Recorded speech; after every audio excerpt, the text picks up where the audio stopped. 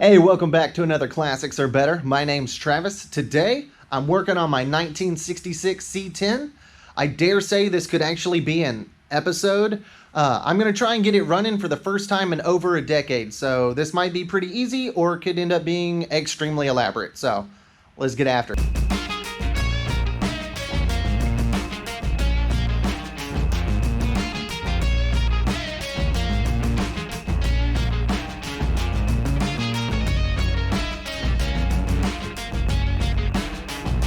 So as I was saying, today we are working on my 66 C10. So it has not run in about a decade or so. It has been off the road since '99. I talked to the previous owner and he had done stuff like the distributor, had done some plugs and wires, stuff like that, trying to get it running.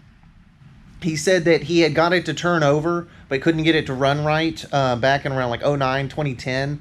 And because the transmission's leaking, he didn't drive it at all. So it really hasn't driven in 20 plus years, but it hasn't ran at least in about 10. So I'm going to do this the right way, or kind of the right way. And I'm going to actually go through most of this. If any of y'all saw my Impala rescue video, that was my grandparents' car. I've known that it's always been super taken care of. This, I don't know so much. So I am going to try and do everything I can to save this 350. The radiator is punctured. When they put this electric fan in here, they punctured one of the rows, so it will not hold coolant at all. And I'm just curious to see if we're dealing with milkshake and nastiness, or if this is okay stuff. Oh, well, that was on there extremely loose. I don't know if that's good or bad. Hopefully there's oil in this thing. Guess we'll see. If it splashes out, hit me in the eye. Oh. Oh.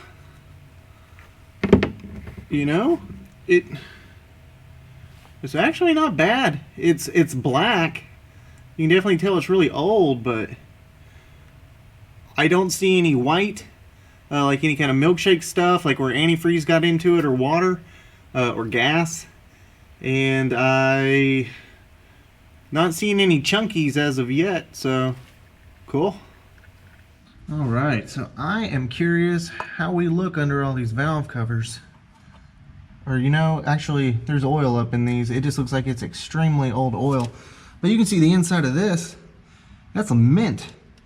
So I don't know if this is, he put new valve covers on when he was trying to get it running the first time. All the rocker arms adjusted to the right valve lash and got them tightened down. There's some that are a little loose, but I think it's going to be okay now. And then I got the chrome polish out and went to town on these valve covers, and they look awesome. So now I got to do these little breathers too. You can see how gross they are, and then just how great this all turned out. Okay guys, so we have a mystery on our hands. Not a great mystery, so that's kind of lame. I ran the serial number on the heads when I took off the valve covers, and they are 416s. The Debbie Downer news on that is those are 305 heads.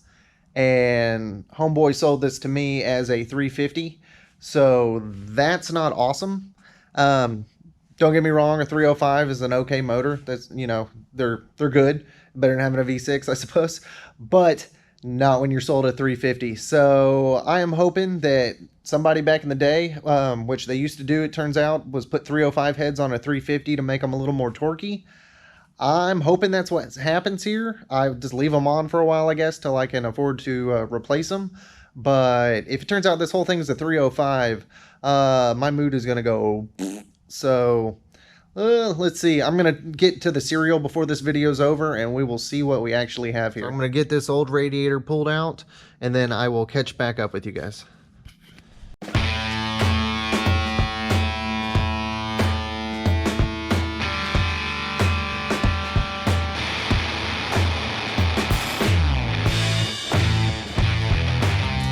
Come on, dude.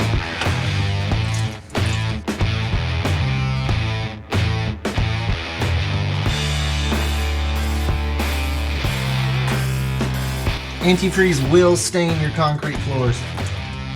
So Be careful with it. Alright, electric fan remote.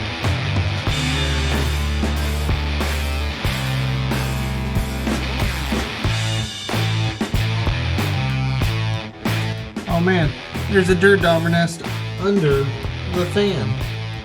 That's crazy.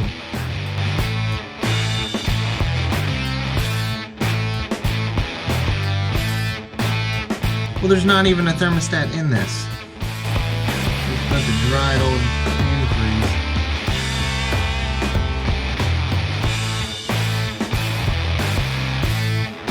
antifreeze. Gonna replace this old nastiness with this new hotness. So this is a 3-core Champions radiator. Should be good for like 600 to 800 horsepower. Way overkill for this truck. But it had the transcooler already built in, and it was nice, aluminum, had really good reviews online. Also, it's the next day. I was able to go by Home Depot and pick up some metal, and went by AutoZone this morning and got a thermostat and housing and stuff for this thing. So time to get back to it. All right, let's get this fan on. Got the holes pre-drilled for it, so we're gonna have 4 bolts, 2 zip ties, and it should get it down here nice and flush. Cue some music.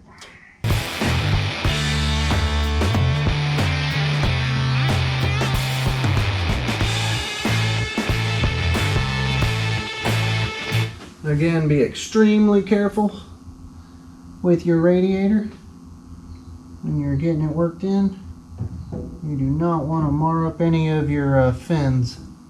So I'm thinking about getting this lower rad hose in while I still have all this space before I put in the fan and everything. Doing that, you're going to want to cut a piece of cardboard if you didn't on the install and just get it taped up. That way, kind of protect your fins from just oopsies, stuff like that. I'm going to tape it here at the bottom too. So again, it's not perfect, but just to kind of keep you from accidentally hurting those fins. Get this old nasty thermostat off of here.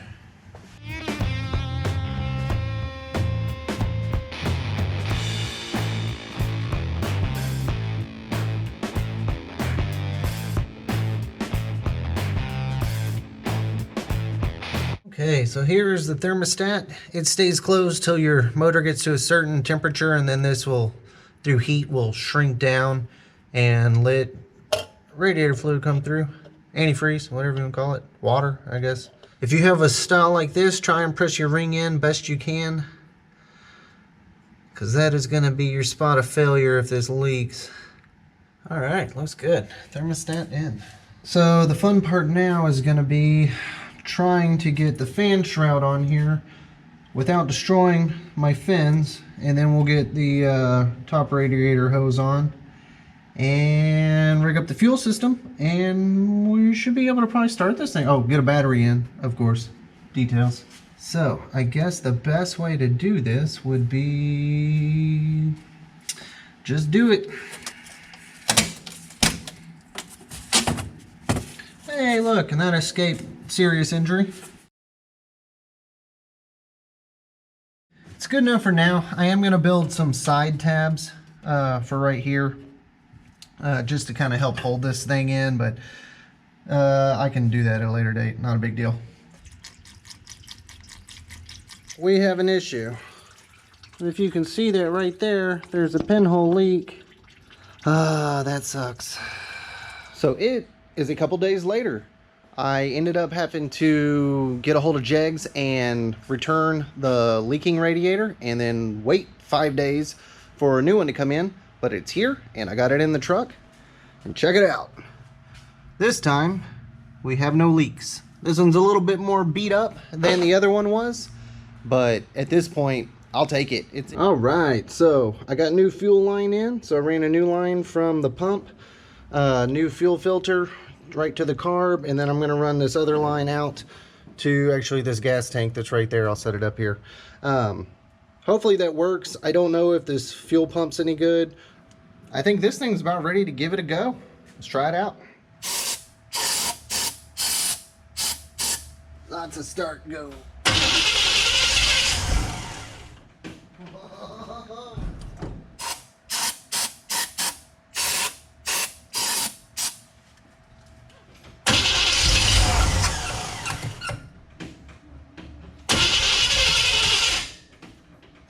Okay, so it looks like our pump here has bit the dust because I've been trying for a while to start it and this thing is still super dry. So I just went to the store and bought a new one. So new fuel pump is in.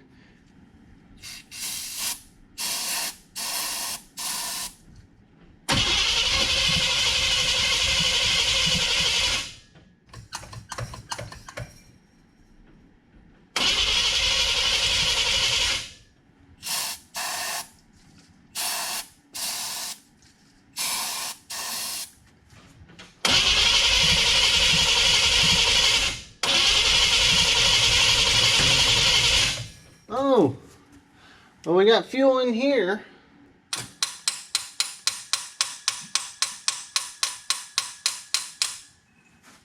Oh, I heard a sound after hitting it.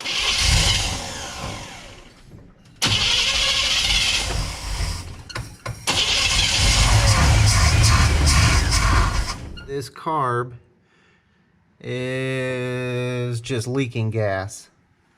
So this carb is okay, y'all. So I'm not an ASE mechanic or anything, but I am definitely thinking that this carburetor is what's keeping this truck from running. Can you look at all that? That is just insanely nasty. All right, y'all, so it is the next day. I ended up spending all night going through this thing, tearing it apart, using the rebuild kit, and then I went through 4 cans of carb cleaner on this dude. So hopefully it will flow. Okay, let's try this one more time.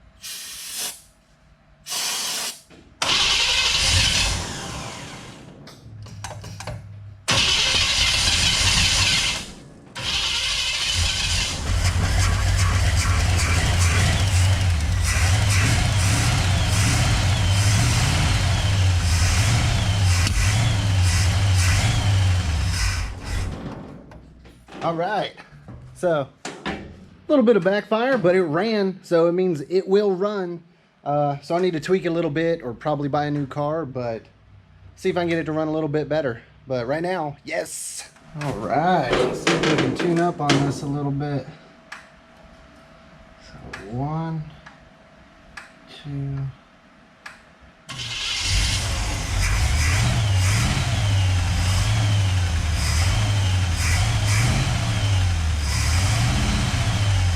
Okay, let's see if I can get it to idle just a little bit better. I just adjusted those screws, another half turn. Always going half turns on those.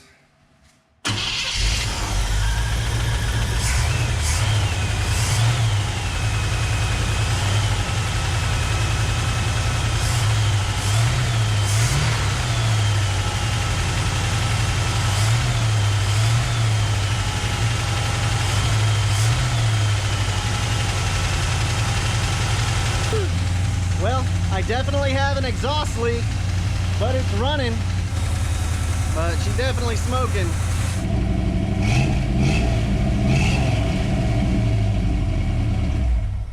Well, it doesn't run amazing, but it runs. Smokes like a banshee. So I'm gonna have to get all that figured out. Got this thing to run. Hadn't run in over a decade. Runs like poop. I'm gonna have to work on it some, but it runs, it turns over, it fires up. So now I just need to get on to everything else. So brakes, rear fuel system, transmission. So hey, lots of content coming up on this truck. And my new radiator replacement, I don't know if you guys can see this, there's like 2 drops. So it's leaking somewhere too. Anyway, that is classic cars. Some days are good, some days are bad, some stuff's a process, but it's all a learning moment, a perpetual learning moment, but get better and better. So get out there, get wrenching. Good luck, my friends.